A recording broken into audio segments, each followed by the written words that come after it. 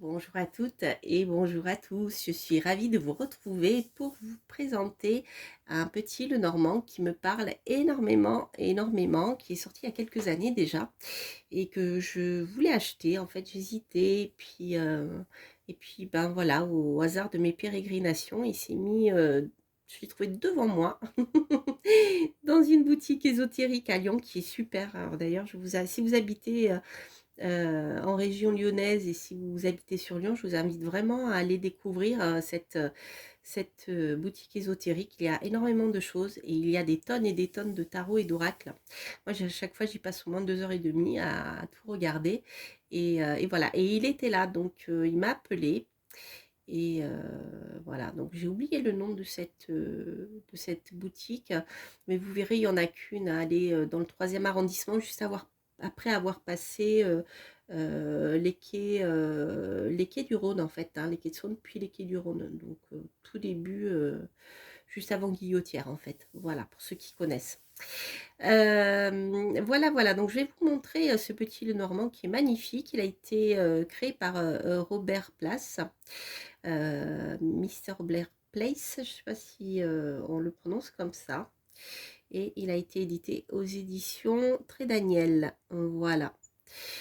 Alors, au début, j'ai un peu hésité parce que c'est vrai qu'en fonction des illustrations du petit Lenormand, parfois comment dire, c'est difficile, il faut rentrer dans l'univers de l'auteur et parfois ça match, puis des fois ça ne matche pas du tout.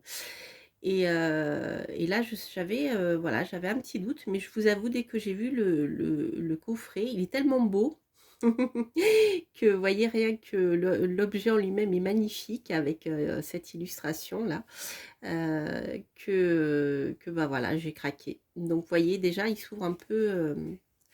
C'est un tissu qui ressemble. C'est pas de la soie, mais vous voyez, il y a quelque chose d'un peu soyeux hein, euh, dans ce tissu rouge, hein. Il est d'un rouge assez foncé. J'aime beaucoup. Et il s'ouvre comme ceci. Voilà. Je crois il est sorti en 2018. Donc c'est Lukiyo-i Lenormand, si je le prononce bien. C'est inspiré du Japon et de l'imagerie japonaise et notamment d'illustrations qui ont été créées à une période particulière de l'histoire du Japon en fait, hein. Voilà. Donc vous avez ici le dos qui est un symbole porte-bonheur, il paraît. Et vous voyez, donc vous avez des tranches qui sont dorées mais vieil or. Et vous avez ce type d'illustration. Donc on retrouve le même nombre de cartes que dans un petit Lenormand, avec les mêmes chiffres et bien sûr les cartes de cartomancie si vous travaillez avec. Donc je vais vous les montrer. Alors juste je vais faire un petit tour vite fait sur le livret. Donc voilà, l'auteur parle du petit Lenormand, bien sûr. Comment utiliser les cartes. Voilà. Et ce qui est que je trouvais très intéressant sur le plan, je dirais, de l'information, hein, sur le plan culturel, c'est que bien sûr, donc l'auteur parle de la signification du cavalier, par exemple ici dans ce cas-là, et des autres cartes, hein, donc, puisque le sens est le même que celui du petit Lenormand, mais en même temps il fait des parallèles avec ces images qui ont été puisées en fait dans l'imagerie japonaise, hein, voilà. Alors celui-ci peut-être pas particulièrement, mais par exemple voilà le cavalier. L'auteur nous dit: les chevaux ont été introduits au Japon au VIe siècle et furent très appréciés des samouraïs pour l'utilité des conflits. Alors donc parfois l'auteur va vous parler un peu voilà, de la symbolique de certaines cartes par rapport à l'histoire du Japon. Et des fois vous avez des kami des dieux aussi. Et donc je trouve ça super intéressant parce que on apprend d'autres choses. Donc, vous voyez par exemple le trèfle du Japon est une plante de la famille des fabacées poussant dans l'est de l'Asie. Des dessins de plantes comme celle-ci sont répandus dans les livres d'artistes connus sur le nom de manga. Dans le dit et du Genji, le trèfle est utilisé comme la métaphore de l'automne et donc de la fanaison de la vie et de l'amour. Voilà, donc ça vous donne, si vous voulez, un éclairage sur l'histoire du Japon et sur le plan culturel. Et je trouve ça super intéressant. Après, le message divinatoire est vraiment celui du Petit Lenormand, hein. Voilà. Je crois que... je vais dire de bêtises. Il me semble que parfois, dans certaines cartes, il a rajouté en fonction de la signification de l'illustration, liée à l'histoire du Japon, une petite signification supplémentaire que vous êtes libre ou non d'utiliser ou pas. Donc bref, si vous avez l'habitude d'utiliser le Petit Lenormand, vous ne serez pas perturbé, à part, voilà, il faut juste s'habituer au lys qui n'a pas la même forme, mais bon, ça c'est... en fonction des petits Lenormand, il y a parfois des changements. Voilà, donc là vous avez un dieu pour le cercueil qui s'appelle Enmao, le dieu du monde souterrain. Il détient les âmes des défunts jusqu'à ce que vienne leur renaissance. C'est intéressant. On trouve que voilà, pour la carte du cercueil, la signification est sympathique. Voilà, vous avez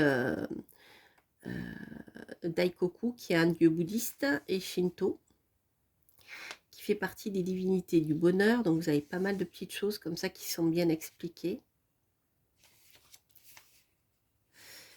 Kitaro, l'enfant, qui veut dire l'enfant doré en fait. Donc Kitaro, c'est un héros légendaire né avec une force incroyable. Je crois qu'il y a un dessin animé, un manga qui a été fait, qui porte son nom, qui a été créé, mais je ne sais plus par qui.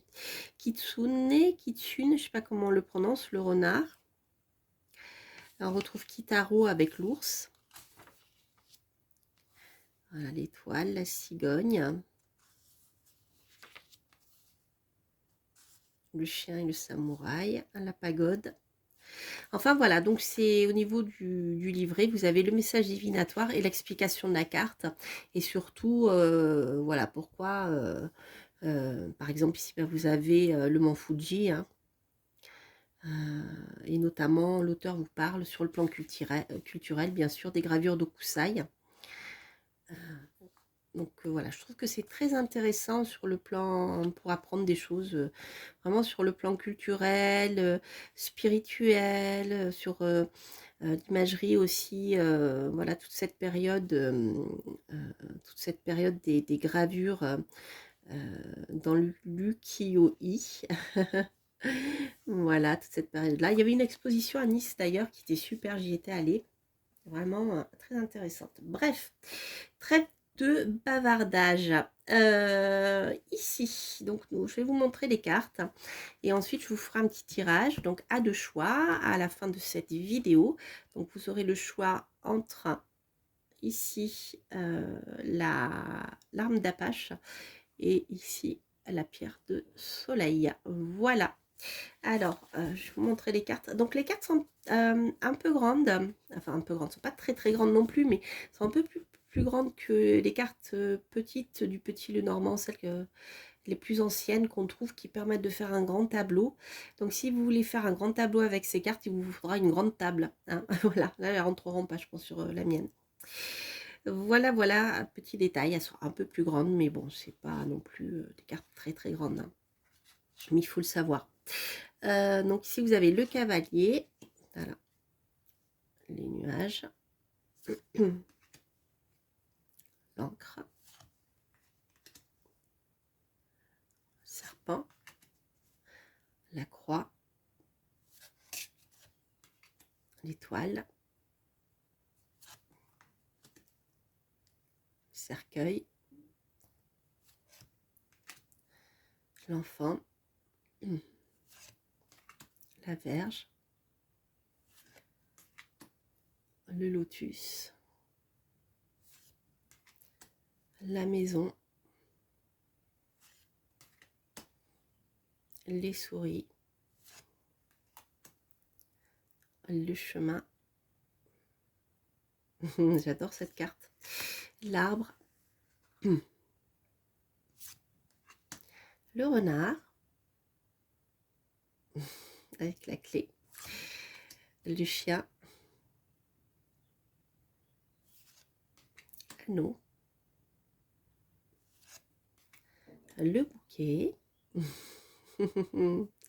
J'ai oublié le nom de ces bouquets japonais. Ah, ça me reviendra. C'est l'art du... Oh, l'auteur en parle certainement. Ça, non. Ça me reviendra.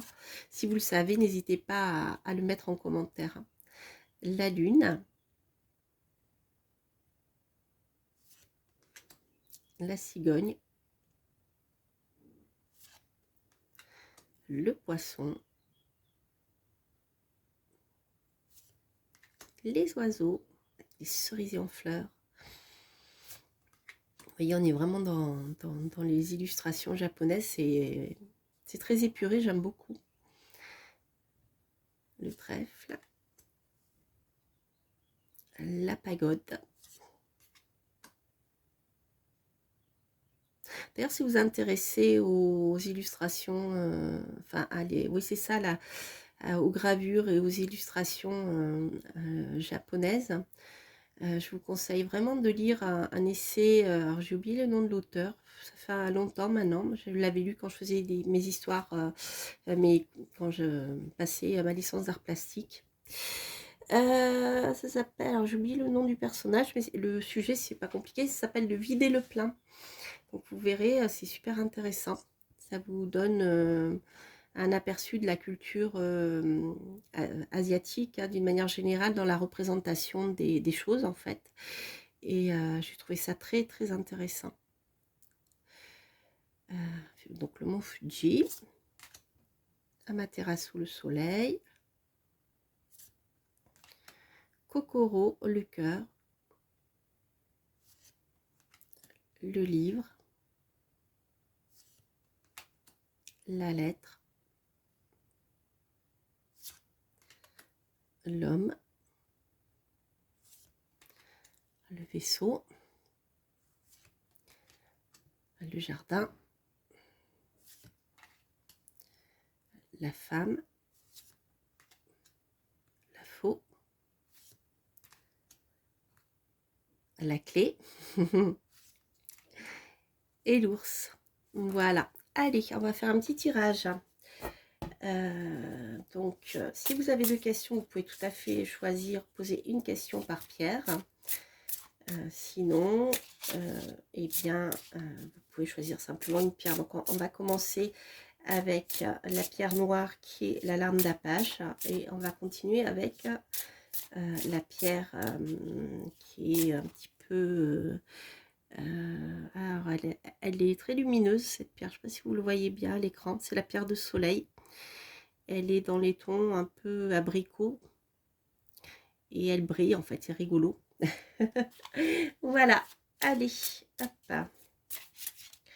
On se concentre. Donc, je vais tirer 2 cartes. Hein. Ce sera mieux. Petit Normand. Voilà. Alors, pour vous qui avez choisi la larme d'Apache, nous avons l'enfant qui nous parle de nouveautés, une nouvelle maison ici. Une nouvelle maison. Alors, la pagode, c'est peut-être la tour. Je me rappelle plus. Je vais vérifier avant de vous dire une bêtise. C'est 19. Je me rappelle pas. Ouais, non, c'est l'équivalent de la tour en fait. Donc, on a quelque chose de nouveau ici qui peut se mettre en place pour vous sur le plan administratif. Hein. Si vous attendez les réponses d'une administration quelle qu'elle soit pour démarrer quelque chose, eh bien, on a ici le démarrage de quelque chose de nouveau sur le plan administratif. Ou ça peut être peut-être un changement de... comment dire, un changement officiel, hein. Si vous vous mariez, si vous paxez, ça peut aussi nous parler de ça, ça peut être très large. Hein. Mais en même temps, ça peut être aussi la reconnaissance officielle d'un enfant. Voilà, si vous attendez un enfant, eh bien ça peut peut-être indiquer sa naissance et sa reconnaissance officielle, soit par le père, soit la déclaration en mairie, ce genre de choses. Hein. Ça aussi, ça peut nous parler de ça. Ça peut être aussi une nouvelle élévation, une nouvelle période qui vous permettra une élévation. Voilà, donc vous essayez l'adapter à votre situation, mais il y a une évolution, une élévation, quelque chose de sympathique, en tout cas quelque chose de nouveau. Pour vous qui avez choisi la pierre de soleil, vous avez le renard et la cigogne. Bon, bien, écoutez les amis, ça peut nous parler de déplacement professionnel ici. Si vous êtes amené à vous déplacer, à faire du commerce international, par exemple avec la cigogne aussi. En tout cas, il y a une amélioration ici pour du mieux sur le plan professionnel, puisque le renard va nous parler de la profession. Ça peut vouloir dire également, ça peut être un déménagement aussi lié au domaine professionnel. Peut-être que pour avoir votre promotion, vous devrez déménager. Hein, ça peut être dans un autre pays, mais pas forcément. La cigogne peut nous parler de déménagement. D'accord. Donc en tout cas, ce sont deux cartes qui sont voilà, qui nous parlent de changement, en tout cas pour du mieux, concernant ici le domaine professionnel. Après, c'est vrai que le renard, bon, comme il sort en première carte, je le prends comme significateur en fait du travail, hein, mais le renard peut nous parler aussi de quelqu'un de rusé. Dans le cadre d'un déménagement, vous pourrez avoir affaire à quelqu'un de rusé, ou dans le cadre d'une naissance aussi, puisque la cigogne peut nous parler de naissance. Voilà les amis, donc j'espère que cette vidéo vous aura plu. N'hésitez pas à liker, à vous abonner si vous passez par là, ou à vous réabonner si jamais YouTube vous a désabonné. Et quant à moi, je vous embrasse, je vous souhaite plein de belles choses et je vous dis à très très bientôt pour de prochaines aventures. Portez-vous bien. Bye bye.